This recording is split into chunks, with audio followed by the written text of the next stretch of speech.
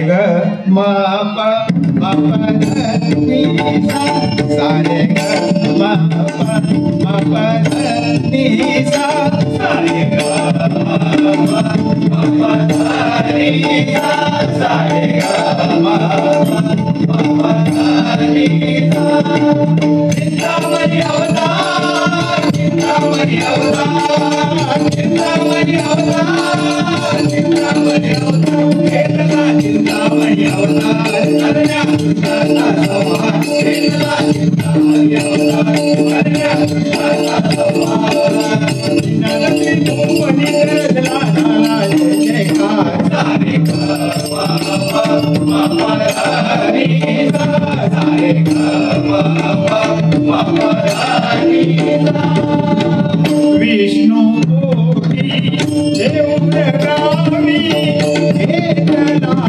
अवतार घेतला अवतार घेतला अवतार घेतला अवतार घेतला अवतार घेतला चिंतामणी अवतार करण्या करता संहार घेतला चिंतामणी अवतार करण्या करता संहार नारदमुनी करतला झाला जय जयकार सारे ग म प नी सा सारे ग म प नी सा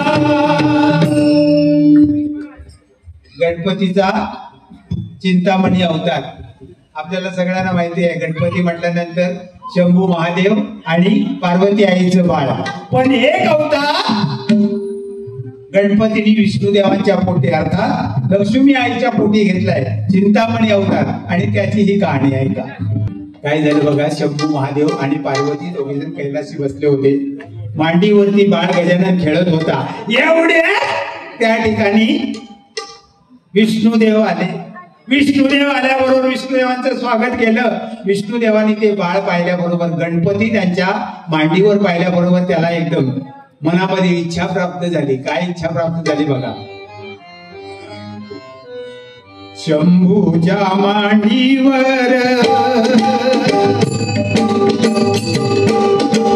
हे बाळ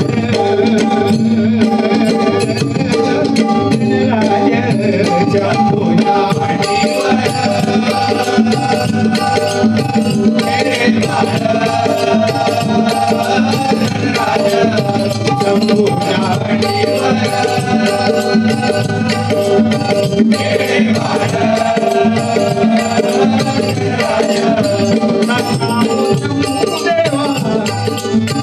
होईल ऐसा पुरवत शंभूच्या मांडीवर हे बाळ शंभूच्या मांडीवर हे बाळ. ते शंभूच्या मांडीवर गणपतीला पाहिल्याबरोबर, ते बाळ पाहिल्याबरोबर मनामध्ये अभिलाषा उत्पन्न झाली. कोणाच्या? विष्णुदेवांच्या. आणि शंभूदेवांना म्हणतायत मनोमधी, हे बाळ माझं होईल का, माझ्या मांडीवरती गणपती खेळेल का. काय झालं, शंभू महादेवच्या त्यांनी शंभू महादेवाने ते गुह्य जाणलं आणि शंभू महादेवाने त्याला आशीर्वाद दिला, मंत्र दिला, एकाक्षरी मंत्र दिला गणरायाचा. कसा? कोणाला? विष्णुदेवाने एकाक्षरी मंत्र दिला. कसा बघा, दिला एकाक्षरी मंत्र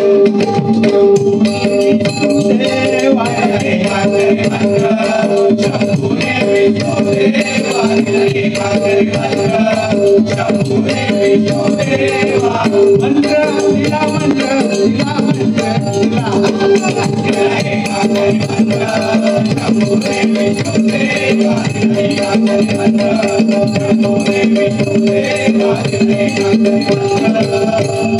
एकाक्षरी मंत्र दिला गणरायाचा. आणि मग विष्णुदेव गेले आणि एका जंगलामध्ये निवांत एका ठिकाणी तपश्चर्येला बसले. कशी? निवांत जागा. आता सध्या निवांत जागा काही शिल्लक राहिली. एकाक्षरी मंत्र दिला, जाऊन एकांतामध्ये तपश्चर्येला बसले विष्णुदेव. 1000 वर्ष तप केलं. किती? 1000 वर्ष. एकांती बसले तपश्चर्याला 1000 वर्ष तप केलं. किती 1000 वर्ष. आता सांगा जर विष्णू देवाने 1000 वर्ष तप केलं आणि गणपती नाही पावला तर त्याला कोण गणपती म्हणेल? गणराज प्रसन्न झाले विष्णू देवाना आणि काय सांगतात? विष्णू तपासिया बैसला तपासिया बैसला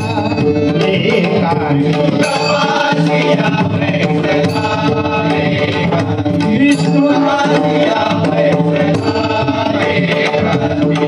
एकाक्षरी मंत्र जपू लागला एकाक्षरी मंत्र जपू लागला एकाक्षरी मंत्र जपू लागला एकाक्षरी मंत्र जपू लागला तपासिया बैसला एकाक्षरी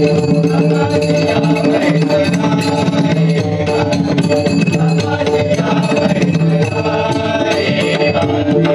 पाहुणी गणराज मणी तोषला पाहुणी गणराज मणी तोषला पाहुणी गणराज मणी तोषला पाहुणी गणराज मणी तोषला माग हवे माग म्हणाला माग हवे माग म्हणाला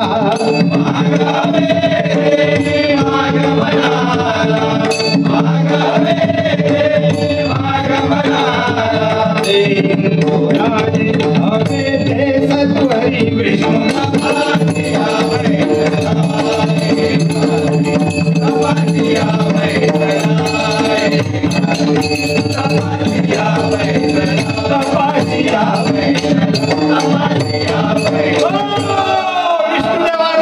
गणपती प्रसन्न झाले आणि म्हणाले भक्ता का हवं ते मागून घे.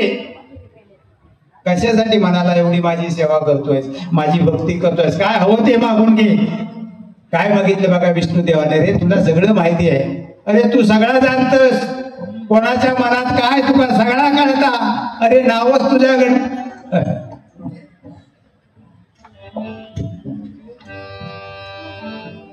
तेव्हा हा काय म्हणतोय बघा. कोण? विष्णुदेव. त्याला काय म्हणताय? रे माझ्या मनात काय तुला ठाव रे हाय. गणपतीला म्हणताय विष्णुदेव माझ्या मनात काय तुला ठाव रे हाय तुला ठाव रे हाय. माझी इच्छा ही पूर्वल का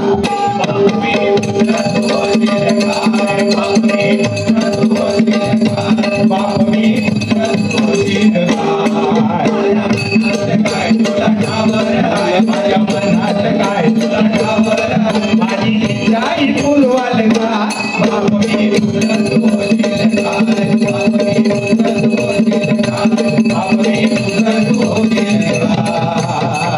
अरे माझ्या मनात काय तू चांगलं जाणतोस रे.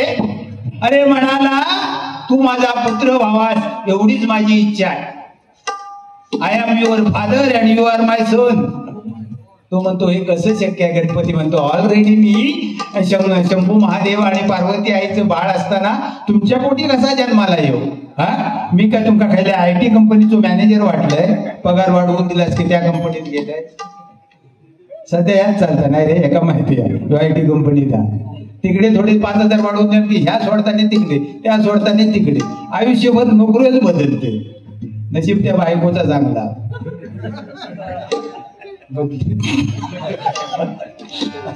IT engineer.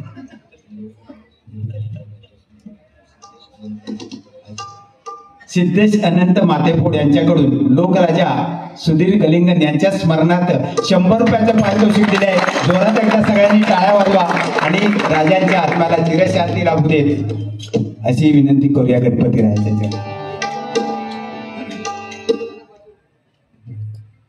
माझ्या मनात काय तू जाणतोय? तेव्हा तो म्हणतो हे कसं शक्य आहे? तरी पण हरकत नाही. तुम्ही माझी एवढी भक्ती केली मी तुमची भक्ती फुकट जाऊ देणार नाही. म्हणाला मी तुमची इच्छा पूर्ण करीन पण त्यासाठी तुम्हाला मला आणि लक्ष्मी आईला सगळ्यांना अवतार घ्यावे लागणार. कशा अवतार बघा. कसा येऊ तुझ्या पोटी पुत्र मी शिवशक्तीचा, कसा करू सांग पुरा जन्मिया ध्यास तुझ्या रे मनीचा,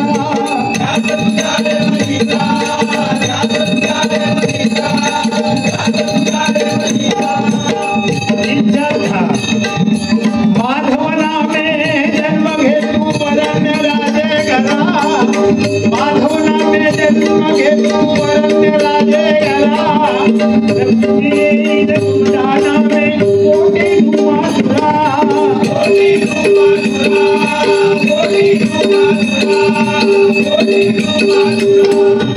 इच्छा तुमची पूर्णी न सुमदे उदरी जन्म घेऊनी, इच्छा तुमची पूर्णी न सुमदे उदरी जन्म घेऊनी, देऊर गावी प्रगट विष्णू पुत्र चिंतामणी,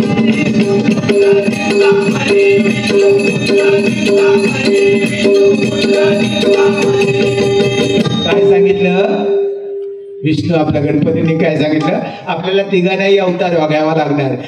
तुम्ही म्हणाले स्वतः विष्णूला सांगितलं तुम्ही स्वतः वरण्य राजाच्या पोटी, अर्थात म्हणजे वरण्य राजाची पत्नी सुनीलता हिच्या पोटी तुम्ही माधव अवतार घ्या. लक्ष्मी आई धुमासुराच्या पोटी सुमदा नावाने जन्माला येईल आणि मग तुमच्या दोघांच्या पोटी मी थेऊर गावामध्ये चिंतामणी अवतार घेईल. आता एवढं ऐकल्याबरोबर एकदम विष्णुदेवा का एकदम आनंद झालो. धावत पळत गेले ते थेट वैकुंठी आणि लक्ष्मी एक हाक मारतात, अगो लक्ष्मी बाहेर ये, लक्ष्मी बाहेर ये, लक्ष्मी बाहेर. लक्ष्मी ओरडत बाहेर येली, कारण 1 वर्ष म्हणाल तुम्ही होताच तर एवढे दिवस काय तुमचा पत्र नाही, तुमचं फोन नाही, एक मेसेज नाही. कोण सांगता? लक्ष्मी. काय सांगितलं बघा की प्रत्येकाने अवतार घ्या आणि त्याप्रमाणे ठरल्याप्रमाणे हा गेला धावत गेला आणि तिला सांगतोय, तिला भेटायला गेल्यावर ती म्हणते अहो होताच काय 1000 वर्ष झाली, काही नाही शोधले तुमका, पेपरात ऍडव्हर्टाईज दिलंय, व्हॉट्सअपवर टाकलंय, इंस्टाग्रामवर टाकलंय, कुठे नाही ऍडव्हर्टाईज म्हणे, कुठे नाही शोधलं तुम्हाला. आता विष्णुदेवाने सगळी हकीकत सांगितल्याबरोबर तिलाही आनंद झाला. आपल्या पोटी गणपती जन्माला येणार हे ऐकल्याबरोबर ती आनंदाने नाचायला लागली बघा. आणि प्रत्येकाने अवतार घेतले. कसे?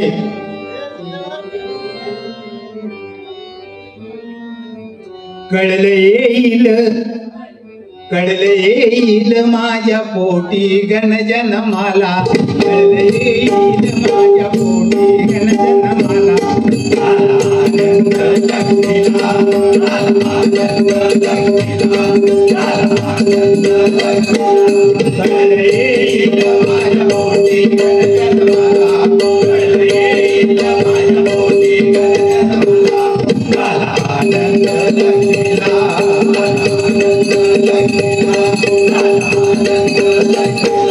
विष्णू भूलोकी माधव अवतरला,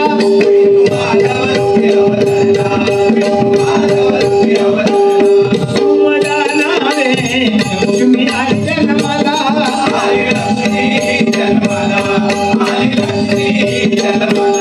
झाला आनंद झाला आनंद, साऱ्या दैव झाला आनंद, साऱ्या दैव झाला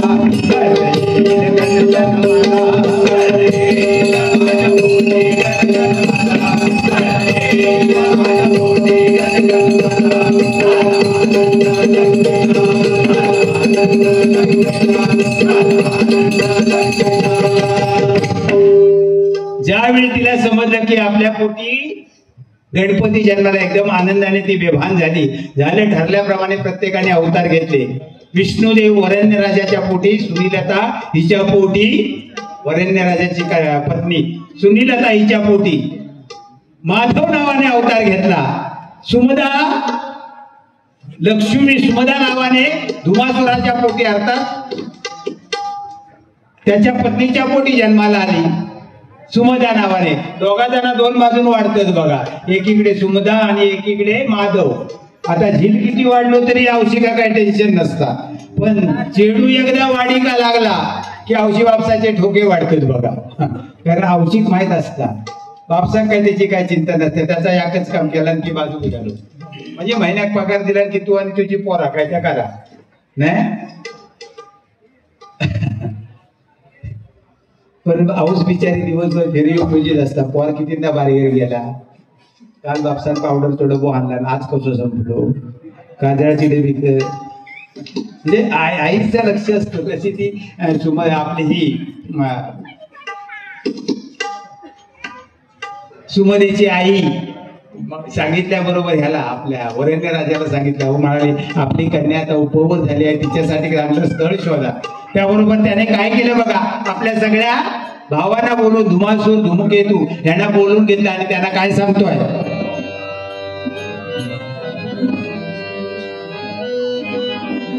लावण्याची जैसी खानी लावण्याची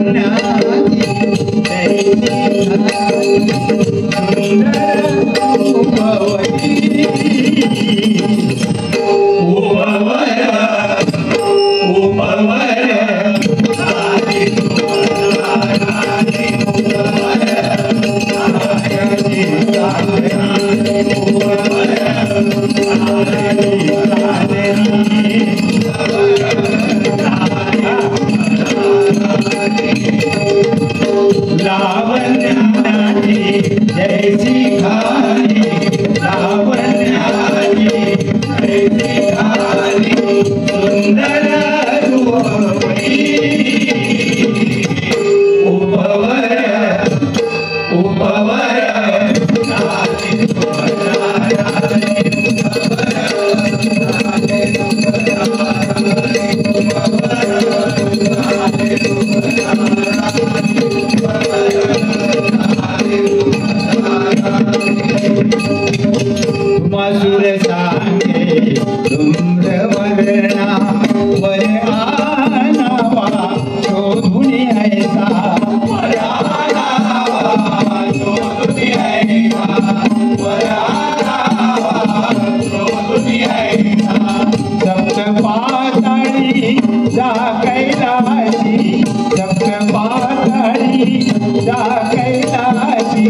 ब्रह्मपुरी वैकुंठी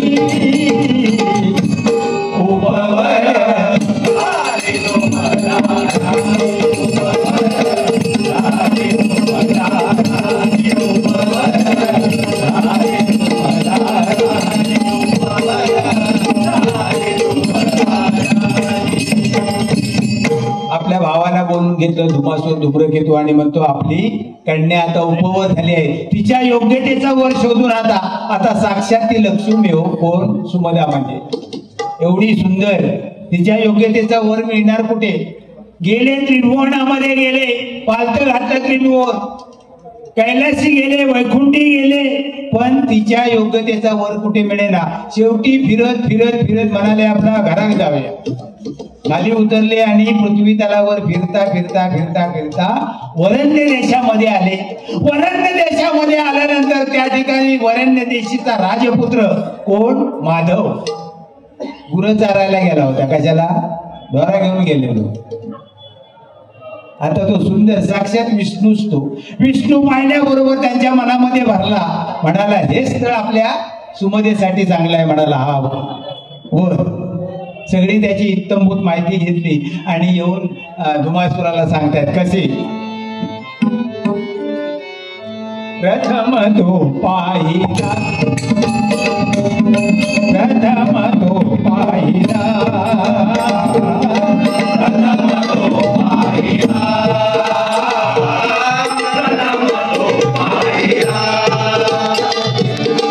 माधव चेतना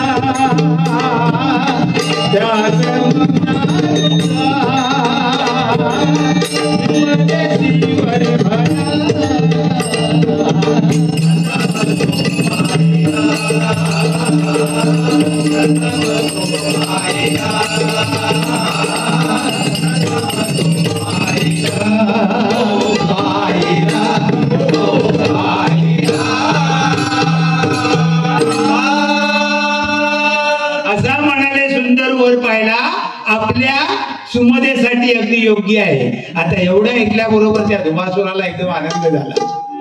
मला ठीक झालं, आपल्या पोरीचे लग्न जमतंय ना. ताबडतोब रावणाला बोलवलं आणि त्या वरण्य राजाकडे पाठवलं. वरण्य राजाला सांगितलं, म्हणाला असं असं तुमची मुलगी आमच्या माधवला द्या. आता जाऊन त्याने मागणं घातलं. काय केलं? पूर्वी होता या मागणं बिगणं घालूचं, आता ती फॅशन गेली. पूर्वी मागणं घालताना किंवा पूर्वी सगळा वेगळाच होता हो. आमचं लग्न ठरवलं की तेव्हा आम्ही किती लाजायचे.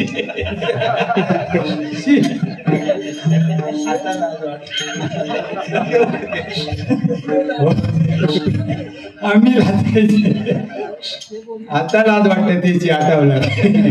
हो ते बघायला विचारू का जायचे तेव्हा ती बिचारी एवढी घाबरलेली असे, म्हणजे तिची अवस्था बघून ना 5-6 जण अशी ती जुनी जाणती सगळी माणसं घेऊन जायचे बरोबर. त्याच्यात तरुण कोणा नेण्यासारखं नाही, सगळे लग्न झाले.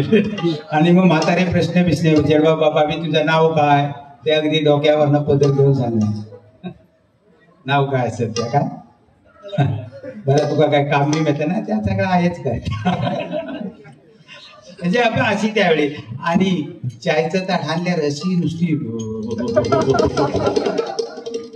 एवढी म्हणजे दात आपटत असते पोरगी, एवढी घाबरलेली असते. आपण समजून जाते तेवढाच फक्त घाबरणार, नंतर ती का घाबरवतात नाही आणि कापवतात नाही, आपणच घाबरत राह. असं दे वस्तूच काय काय पूर्वीच आणि आता ते सगळं आता फरक झालेलो आहोत.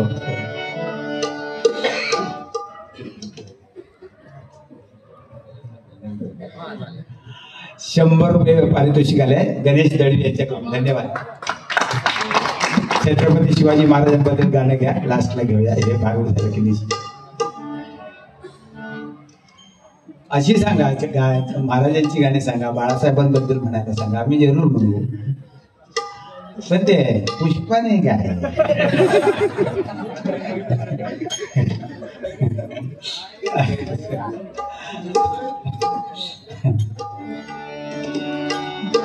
आता सगळं बदललं बघा. शाळेत असताना आमका ह्या आता बाहेर येणार सगळं. शाळेत असताना आपल्याला 2च विभाग माहिती होते सगळ्यांना, एक गद्य विभाग आणि एक पद्य विभाग ना. गद्य विभाग आणि पद्य विभाग. आता मोठे झाल्या समाजात तिसरं पण एक विभाग आहे, मध्य विभाग. त्याच्यामध्ये सराव परीक्षेने बरेच चालतं ना. 3 माही असतात, 6 माही आणि वार्षिक त्याची 30% जे तो दुसऱ्या दिवशी डोळं उघडत तो पास.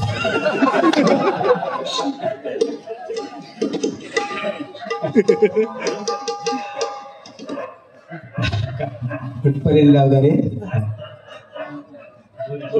हा लग्न बाबा गेल्यानंतर रावणाने त्याला मध्यस्थी केली. रावण म्हणाला असं आपला राजा म्हणतोय, वरेंद्र राजा म्हणताय, हे कसं शक्य आहे, आम्ही मांडलिक राजे आणि धुमासूर म्हणजे त्यांची पोरगी, कसं शक्य आहे. ते म्हणाले काय चिंता करायची नाही. स्वतः म्हणाला मुलीचा बाप तयार आहे, मला पाठवलंय, तुम्ही म्हणाल फक्त लग्नाची तयारी करा. झालं बाबा, लग्न फिक्स झालं. लग्न फिक्स झाल्याबरोबर दोन्ही सगळीकडे गावोगावचे निमंत्रण गेलं बघा. सगळे लोक जमले, थाटामाटात मोठा लग्न पार पडलं. कसं गोरी सुद्धा मांडवा खाली, गोरी सुद्धा मांडवा खाली, गोरी सुद्धा मांडवा खाली, गोरी सुद्धा मांडवा खाली, गोरी सुद्धा मांडवा खाली, गोरी सुद्धा मांडवा खाली, गोरी सुद्धा मांडवा खाली. माधव साजीरा तुमना गोजिरी, माधव साजीरा तुमना गोजिरी, माधव साजीरा तुमना गोजिरी, माधव साजीरा तुमना गोजिरी. वराडाची झाली गोरी सुद्धा मांडवा खाली, गोरी सुद्धा मांडवा खाली, गोरी सुद्धा मांडवा खाली, गोरी सुद्धा मांडवा खाली. हो थाटामाटात लग्न पार पडलंय.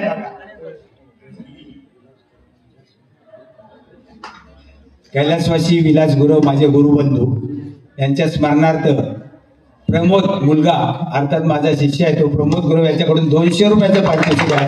जोरात एकदा टाळ्या वाजवा आणि विलास गुरु यांच्या आत्म्याला चिरशांती लाभो अशी गणरायाच्या चरणी प्रार्थना करतो. गणेश दळवी यांच्याकडून पुनश्च 100 रुपये आले आहेत. जोरात एकदा टाळ्या वाजवा. धन्यवाद धन्यवाद. थाटामाटात लग्न पार पडलं बघा. लग्न झाला, सगळा झाला, 5 परतवन झाला. मग ती सासरी गेली आणि पुन्हा माहेरी यायला निघाली. माहेरी आली ती आणि काय झालं बघा, ओढभरणीचा, परत सासरी जात होती. ओढभरणीचा कार्यक्रम होता. ओढभरणीचा कार्यक्रम होता, एवढ्यात थाटामाटात कार्यक्रम चालला होता. आकाशवाणी झाली. कशी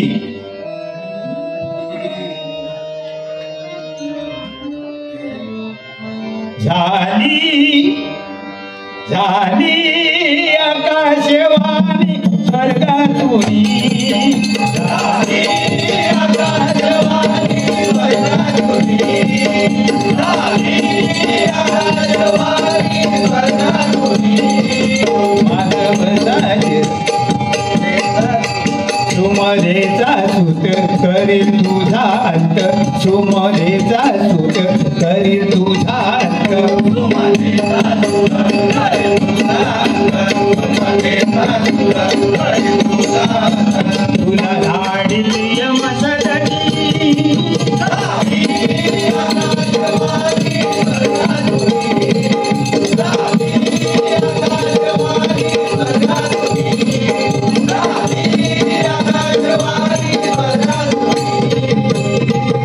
आकाशवाणी झाली.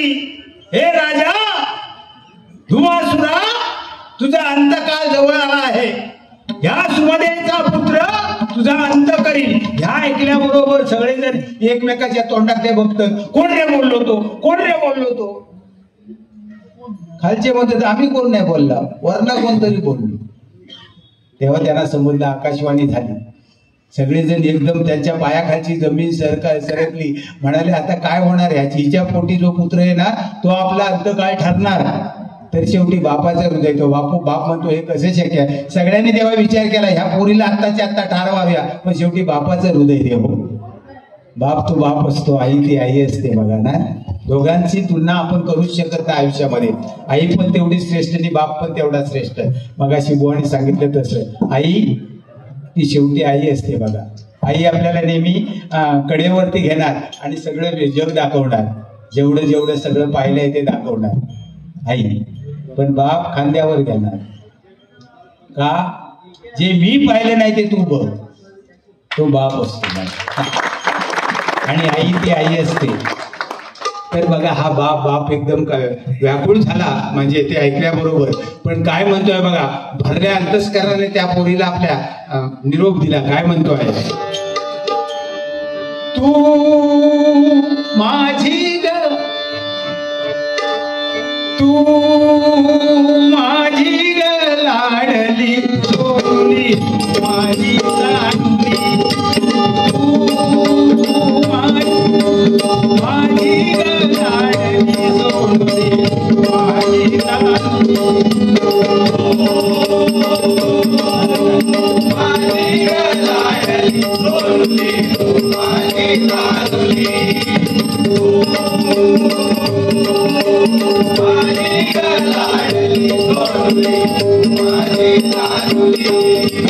कसं सांगू पुन्हा मानू, कसं मानू पुन्हा सांगू माझ्या मने ऐकून आकाशवाणी.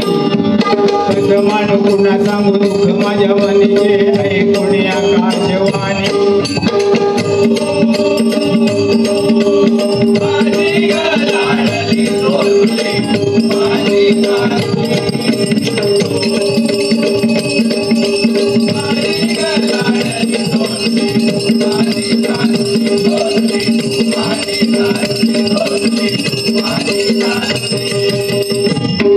कसं विश्वास ठेवू, तरी पण त्याने भरल्या अंतस्करणाने तिला निरोप दिला. झालं ती आपल्या सासरी गेली, नवऱ्याबरोबर गेली. कालांतराने तिला दिवस गेले, गरोदर राहिली. कोण, सुमदा. आता तिच्या पोटी पुत्र जन्माला येणार, तिच्या पोटी पुत्र जन्माला येणार आणि तो आपल्याला ठार मारणार. सगळे ते दैत्य भयभीत झाले. धुमासूर, धूम्रवर्ण, धूमकेतू, रावण सगळे भयभीत झाले. विचार करतात आता करायचं काय. एक काय कोण कोण म्हणतात आताच्या आता त्या दोघांना आपण ठार मारूया. पण धुमासूर म्हणतो हे कसं शक्य आहे, शेवटी बापच तो म्हणतो हे कसं शक्य आहे. एक गरोदर बाईला आपण मारायचं म्हणजे केवढं मोठं पाप. तेव्हा रावण म्हणाला तुम्ही काय चिंता करू नका, तुम्ही कुणी पाप तुमच्या अंगावर घेऊ नका. माझा विधूर, माझा विधूर, माझा सेवक विधूर तो हे काम करील. ती दोघं झोपलेली असते वेळी त्यांना उचलून आकाशमार्ग येतो, पलंगासकट घेऊन जाईल जंगलामध्ये आणि काय करायचं ते करील. तुम्ही म्हणाला काय चिंता करू नका.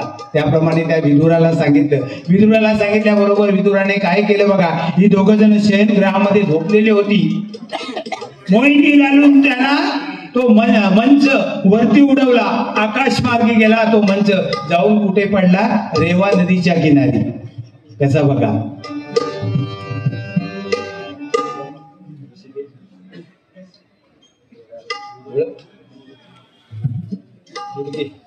ऋषिकेश दुडगे यांच्याकडून 50 रुपयाचं पारितोषिक आलंय. जोरात एकदा टाळ्या वाजवा. शुद्धा माधव शयनगृही मंच कावरी, शुद्धा माधव शयनगृही मंच कावरी, मोहिनी घालिता मंचपुढे नांबरे, मंचपुढे नांबरे, मोहिनी घालिता मंचपुढे नांबरे, मंचपुढे नांबरे, मोहिनी घालिता मंचपुढे नांबरे, मंचपुढे नांबरे. सुंदर माधव शयनगृही मंच कावरी, सुंदर माधव शयनगृही मंच कावरी, मोहिनी घालिता मंचपुढे नांबरे, मंचपुढे नांबरे, मोहिनी घालिता मंचपुढे नांबरे, मंचपुढे नांबरे. काय घडले कळले दोघांची, तुझ्या परी धोका घेतली, तुझ्या परी धोका घेतली, तुझ्या परी धोका घेतली. काय घडले कळले दोघांची, तुझ्या परी धोका घेतली, तुझ्या परी धोका घेतली, तुझ्या परी धोका घेतली. मंच आला भुवरी रेवा नदी किनारी, मंच आला भुवरी रेवा नदी किनारी, मंच आला भुवरी रेवा नदी किनारी, मंच आला भुवरी रेवा नदी किनारी. देवतारी दया कोण मारी,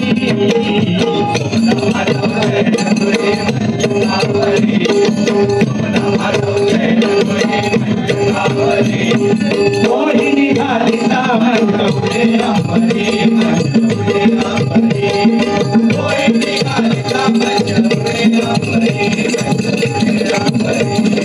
मंचपुढे नांबरे. अंबरी तो उडाला, आकाशामध्ये उडाला. काय मंच. ती दोघं जण झोपलेली होती, त्यांना काही कळलं नाही बघा.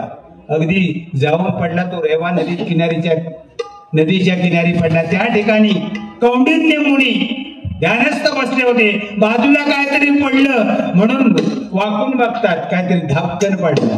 गावात कसं बर्फ फणस पडता नाही, काहीतरी पडलं म्हणून डोळे उघडून बघतात. तर कोण? ही दोघं जण. त्यांनी ओळखलं, ते आता ऋषीच ते, त्यांनी ओळखलं ही दोघं जण कोण, यांच्या पोटी कोण जन्माला येणार, सगळं त्यांनी ओळखलं. त्यांनी त्यांना मंत्र घातला होता, मोहिनी घातली होती. मंत्र टाकून ती मोहिनी दूर केली आणि मग काय केलं बघा. ऋषीनी मंत्र घाली तर मोहिनी झाली ती दूर, झाली ती दूर. ऋषीनी मंत्र घाली तर मोहिनी झाली ती दूर, ऋषीनी मंत्र घाली तर मोहिनी झाली ती दूर.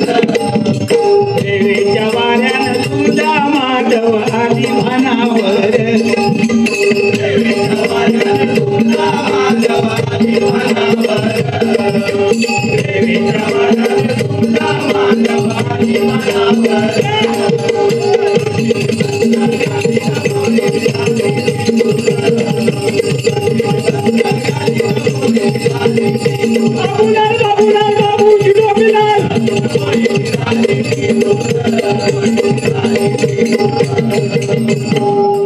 एका वाटला गावात गेल्यासारखा.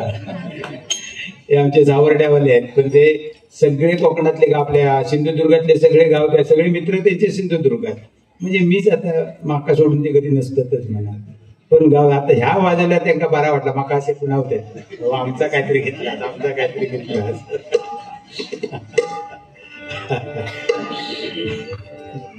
गंमत सांगता एक झालेली आमच्या बाजूला. तो एक जण पियायचो आणि बायको म्हणतात, काय हो किती पैसो खर्च करता दारूवर काय चांगला वाटतं तुमका? हा सारखे किती पैसे उडवतात, किती खर्च करतात?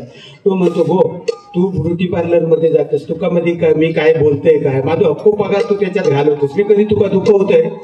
ती बोले, हो बोल मी जाते कशा का ब्युटी पार्लर मध्ये, तुमका चांगला दिसो हवा म्हणूनच जाते ना. अगो पण खुल्या मी तरी दारू कशा पितोय, तू माका चांगला दिसो हवंच म्हणून.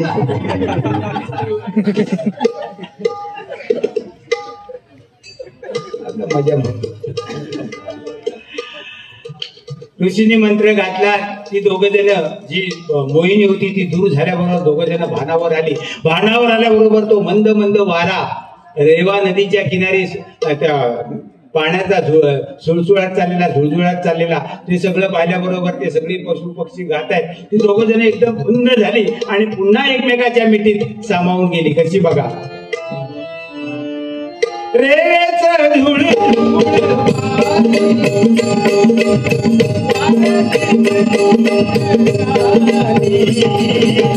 बनराई पावती, बनराई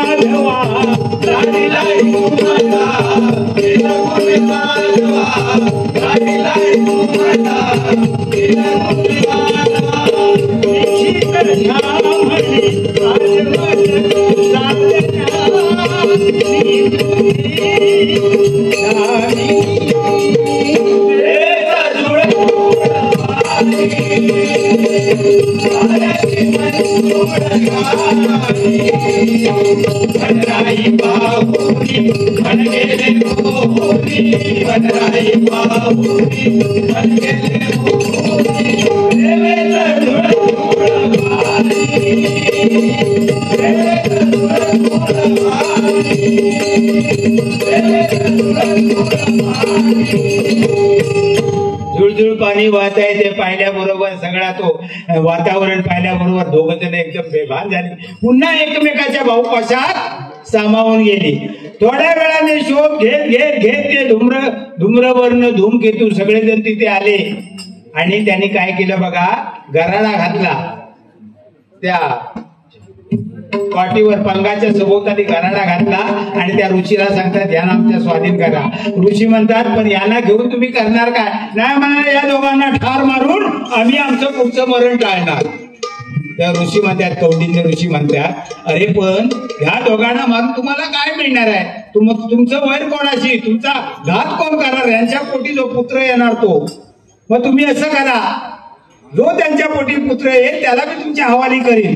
तो म्हणाला, अरे भाऊ काय शाना समजतोस काय, येड देवाव की काय?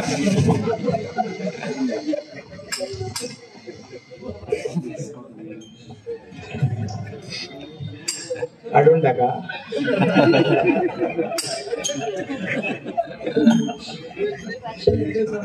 हा काय येडा समजला की काय?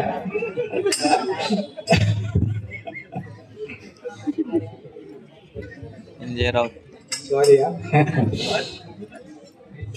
अरे मूड मध्ये.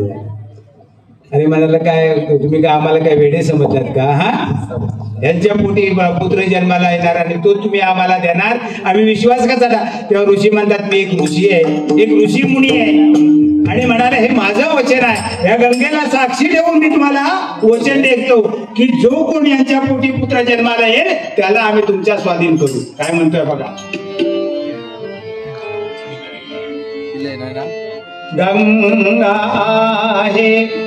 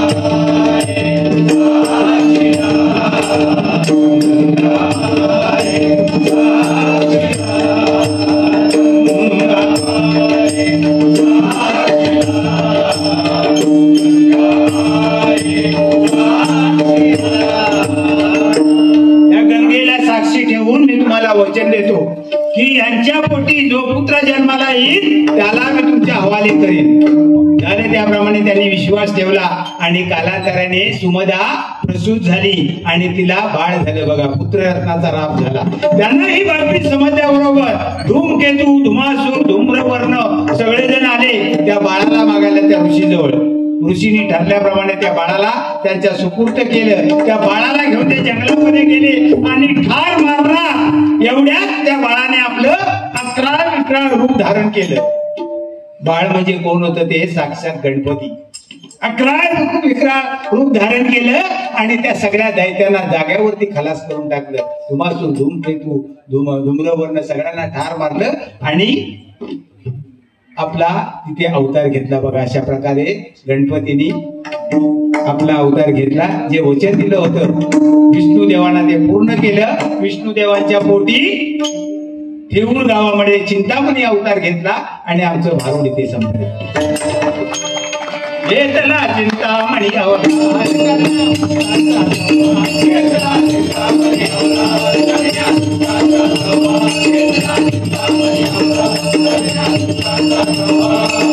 प्रमोदगाई भारूड घेऊन, प्रमोदगाई भारूड घेऊन ग्रंथाचा आधार रे